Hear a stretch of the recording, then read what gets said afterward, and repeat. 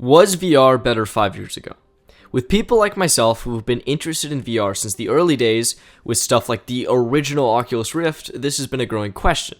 Now, obviously, with this question, we're talking about the software side of things, not the hardware, because I will take my Quest 3 with its pancake lenses any day. But 5 years ago and before, we had games that are still considered some, if not the best, VR games you can buy.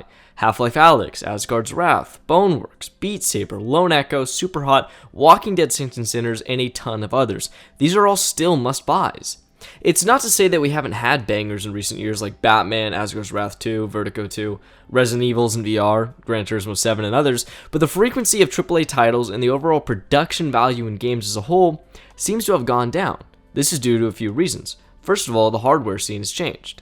You might expect graphics to have gone drastically better in the 5 to 10 years, and they have, but now VR is a portable industry. PC VR is a niche in a niche.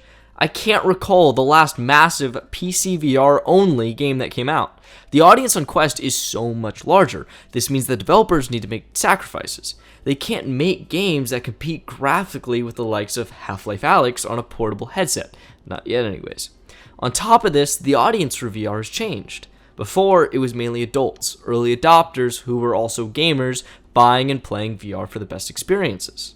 A few years back, Facebook made the change to Meta, and tried to convert their quote-unquote hardcore player base into a massive we-like casual audience. With some exercise games like Supernatural or even Beat Saber to a lesser extent, this succeeded. But with platforms like Horizon Worlds, this attracted a completely different crowd. Kids. Kids make up the vast majority of people that play VR now.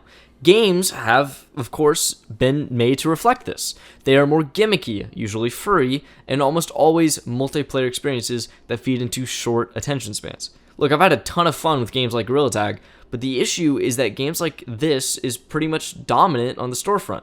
If you look at PC or console, kids make up a lot of the player base, and games tailored towards them come out a lot. But you'll always find new games coming out that are unique and different single-player deep experiences, no matter what people say at least. VR doesn't have the luxury of that wide a client base. Its user base is simply too small, so when a game like Gorilla Tag becomes successful on its own, which is a pretty rare feat that leads to a lot of games doing the same thing. So I won't say quality has necessarily gone down with the games as a whole, because they are targeting different things now. They focus less on deep single-player experiences with great graphics, but rather short, fun, gimmicky games aimed largely towards kids. So this word better becomes entirely subjective to the user. For me, yeah, VR was better 5 years ago because the games coming out were more in line with what I would want to play.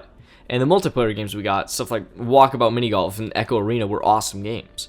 One thing I've always found interesting is how a game like Gorilla Tag, with amazing movement systems and a fun, addictive gameplay loop, has found such a large audience.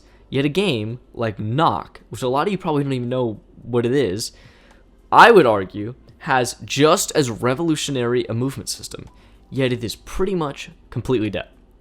I think it might be because it costs $10, and it's hard in today's VR gaming landscape to have a paid multiplayer game that does something entirely new. There's obviously a lot of games that do succeed on that front, but there's a lot more that don't. So really, the reason why it may seem like VR has gotten worse is because it has, for you.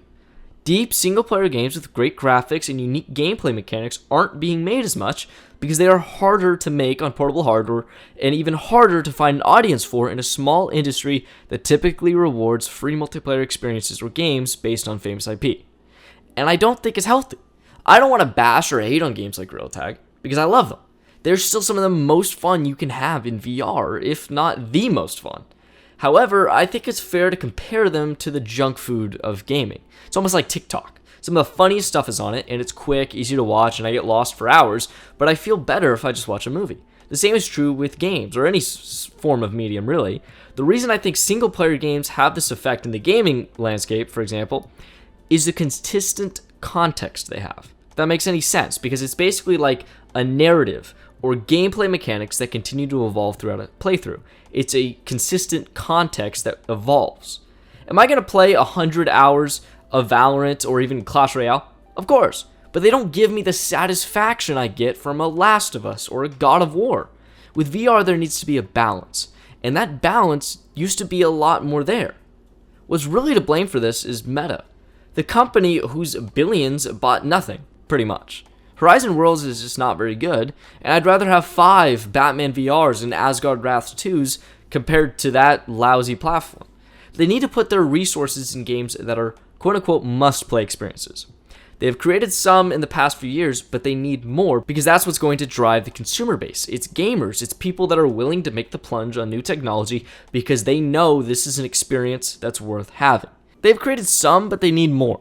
And I think putting resources into what's basically a worse Roblox is not the move. But what do you think? Has VR actually gotten worse in the last 5 years? Is that just hyperbole by people? Because I hear that in the flat screen gaming industry, and I don't really buy it. But the difference is there's so many games to play there, and there's not really as many in VR. Like if you follow along with VR, even somewhat consistently, you've probably played every quote unquote must play there is. I mean, I know I have. So just let me know what you guys think.